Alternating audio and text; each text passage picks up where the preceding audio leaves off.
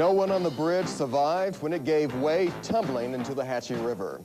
Good evening, I'm Alex Coleman. It's the third worst bridge accident in U.S. history. Search crews worked into the night north of Covington, where Highway 51 crosses the Hatchie River. The highway bridge collapsed. Searchers believe there is at least one more body and one of the cars crushed under concrete. 6 bodies have been pulled from the river. Debbie McIntyre has been at the scene since the accident happened last night. As evening approached, a 6th body was recovered. Workers had used jackhammers to break up a 28-foot slab of concrete to reach the victim. A 7th body was also seen in another car. Crews continued to work to recover the body. Rescue teams found at least 2 cars trapped underneath the collapsed bridge, and they'll be working all night if they have to get them out.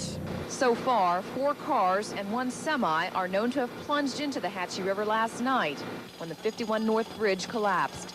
An 8th victim is believed to be in one of the cars, and there could be more. It's very obvious that there's a driver per vehicle there, and we're going to look for passengers and everything we can possibly look for right now. The water's quite deep, according to the divers. There is also concern about being able to see through the night. If these lights do the job, then we might be able to continue on through the night if need be. It's not known what happened, but the Tennessee Department of Transportation is speculating one of the bridge's supports may have been washed away by a rain-swollen river. Debbie McIntyre, News 3, Lauderdale County. One of the last things rescue workers in Lauderdale County want to see tonight is rain, but they're getting their share, and it could slow down efforts to recover any more bodies. Brian is standing by to tell us how the weather is looking. Brian? Alex, in fact, there was a severe thunderstorm warning issued by the National Weather Service from about 9 o'clock until 9:45 for Lauderdale County. That has since expired, and we are under no watches or warnings at this time for the Mid-South. But I want to give you an idea of the heavy thunderstorms that extend from Jackson, south of Dyersburg, through Lauderdale and Tipton counties, on into northern Shelby County, and then across the river into Crittenden County, and in through east central counties in Arkansas. The thunderstorms are moving rapidly to the east at about 55 miles an hour, but if you're in the path of the storms, be prepared to move to a place of safety in case any more warnings are issued, because the storms are capable of producing some very strong winds up to 55 miles an hour, also possible hail and some very heavy rainfall from these thunderstorms. We'll keep you posted, of course, as these thunderstorms move through the Mid-South. Alex? Vietnam veteran, he grew up in Henning, a small town just north of Covington. The Hatchie River is nearly 3 feet over flood stage and yards beyond its banks. Flooding will almost certainly be a factor in determining the cause of this disaster, as federal and state investigators begin asking what happened. Some people who drive that bridge are asking why wasn't something done to prevent it. For months, people have complained the span was not stable. Driving over it was not safe. Steve Hayslip checked into it. The tragedy on this bridge has brought National Transportation Safety Board inspectors from Washington to Lauderdale County. There's quite a scope involved here. We have a bridge that's over a body of water that is 50 years old, 50 plus years old, and we haven't focused on anything in particular yet.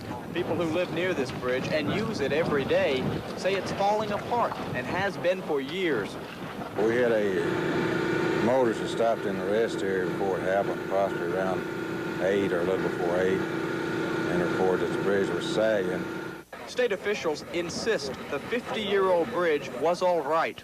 Well, certainly we're doing things different than we were in 1935. You know, we felt the bridge was safe, or obviously we would have done something about it. In Tennessee, bridges are inspected every 2 years. This bridge was last inspected in September 1987. Its next inspection was less than 6 months away. Not every day, but every week or so. People gathered to see what had happened and tell how they narrowly escaped being a victim themselves. It scares me a little bit because it could have been me and my mom and my little boy and my aunt all.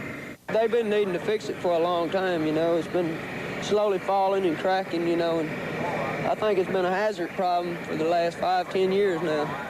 Bobby Davis can tell you about the 50-year-old bridge. His grandfather helped build it. You think this bridge should have been replaced before now? I'd rather not make any kind of opinions at all on that. You know, I don't get into that. You know, I don't know. It's an old bridge. I mean, it's been here as long as I can remember. Since I was a kid. I mean, I'm not no young man no more.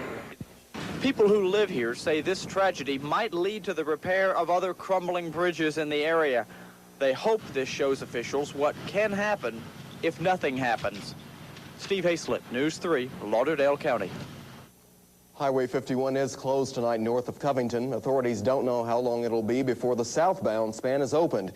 It will be sometime before the deadly northbound lanes are reopened. Tragedy in Covington is probably bringing back a lot of memories of a similar incident here in Memphis. The most recent bridge collapse in Memphis happened 9 years ago. The Perkins Bridge over the Nankana River gave way. 25-year-old William Austin drowned in the creek. The Memphis State University football player's car fell with a collapsed section of the Perkins Road Bridge. Debris and floodwaters were to blame for that incident. It spawned many lawsuits, but those were settled out of court. Still.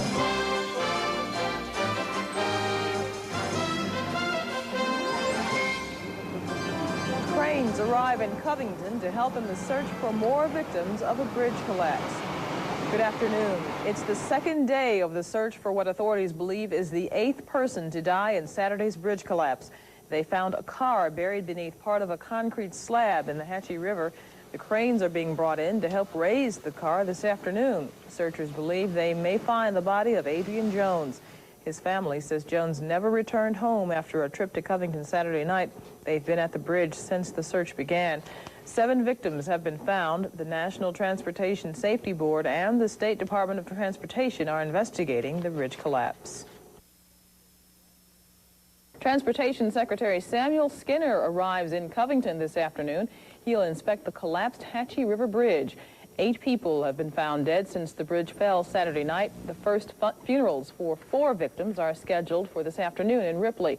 State Transportation Commissioner Jimmy Evans says support pillars on the bridge were eroded by fast-moving water. In the meantime, workers are setting up barriers to open the other side of the bridge for two-way traffic.